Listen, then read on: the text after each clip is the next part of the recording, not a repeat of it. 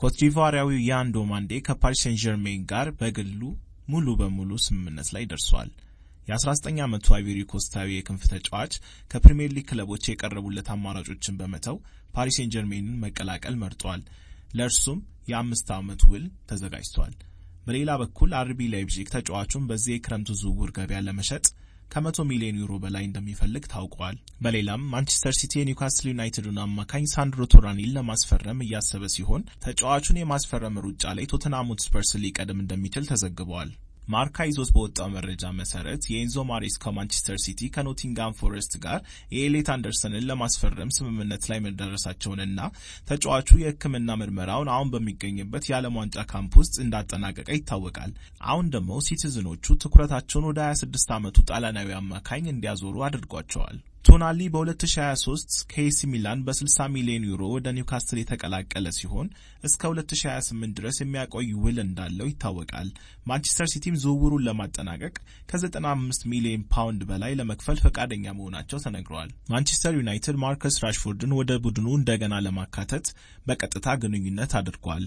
ባለፉት ሳምንታት በራሽፎርድ ወኪሎችና በማንቸስተር ዩናይትድ መካከል ውይይቶች የተካሄዱ ሲሆን ይህም ራሽፎርድ ወደ ዋናው ቡድን መመለሱን ለመወያየት ነበረ። ዩናይትድ ራሽፎርድን በአሰልጣኝ ማይክል ካሪክ መሪነት ወደ ልምምድ ለመመለስ ፈቃደኛ ሲሆን ከዚያ በኋላ በዚህ የክረምት ዝውውር መስኮት የወደፊት ሁኔታውን ለመወሰን ያስባል። በሌላ በኩል ራሽፎርድ የመጪውን የውድድር ዓመት በማንቸስተር ዩናይትድ ለመጀመር ዝግጁ ሲሆን ከዚያም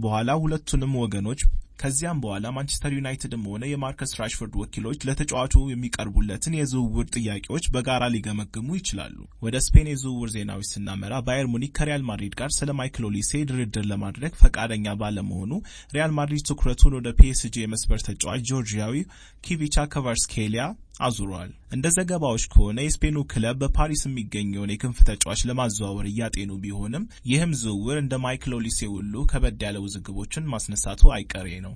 ሪያል ማድሪድ ፍላጎቱን በይፋ ካሳወቀ ፒኤስጂ ለክቫራትስኬሊያ ምትክ የሚሆነውን ቪኒሲየስ ጁኒየር ጋር የተጫዋች ልውውጥ ወይም ስዋፕ ዲል ሊጠይቅ እንደሚችል ይጠበቃል። ከስፔን መዲና ሳንወጣ የአትሌቲኮ ማድሪድ አሰልጣኙ ዲያጎ ሲሞኔ አጥቂውን ዩሊያን አልቫሬዝን ከክለቡ ለመልቀቅ ፍላጎት በይፋ ከገለጸ በኋላ ከአትሌቲኮ ማድሪድ ስብስብ ውጪ ለማድረግ ዝግጁ መሆኑን ተገልጿል። ሲሞኔ ከእያንዳንዱ ተጫዋች ሙሉ ቁርጠኝነትን እንደሚጠብቅ ግልጽ አድርጓል። እናም አልቫሬዝ ስለወደፊቱ የሰጠው አስተያየት ደስ እንዳላሰኘው ተናግሯል። ተጫዋቹ ወደ ባርሴሎና ሊያደርግ የሚችለውን ዝውውር ማስቆም ባይችልም የዝውውር ጥያቄውን ካቀረበ በኋላ በክለቡ ከቀጠለ ከቡድኑ ውጪ ለማድረግ ዝግጁ መሆኑ ተገልጿል። የተጫዋቾችን ህልም እውን ማድረግ እንፈልጋለን ሲሉ የባርሴሎናው ፕሬዝዳንት ጆአን ላፖርታ ተናግረዋል። ይህም ከቀናቶች በፊት የአትሌቲኮ ማድሪድ አመራሮች ለሰጡት መልስ የሽሙጥ መልስ ሆኗል። ከጥቂት ቀናት በፊት ዩሊያን አልቫሬዝ ስለ ወደፊቱ ሲጠየቅ አትሌቲኮን ለቅቄ ህልሜን ማሳካት እፈልጋለሁ ብሎ ነበረ። ጆአን ላፖርታም እንዲህ ሲሉ ቀጠሉ። ወደ ባርሳ መምጣት የሚፈልጉ ተጫዋቾችን ህልም እውን እንደሚሆን ተስፋ እናደርጋለን ብለዋል። በተጨማሪም ህልሞች ወደ እውነት እንደሚቀየሩ ግልጽ ነው። ለእነርሱም ከሰራህና ከታገልክ እውን ይሆናሉ። ወደ ባርሳ መምጣት የሚፈልጉ ብዙ ተጫዋቾች መኖራቸውን በጣም እወዳለሁ። ይህም ትልቅ ኩራት ይሰጠናል ሲሉ አክለውበታል።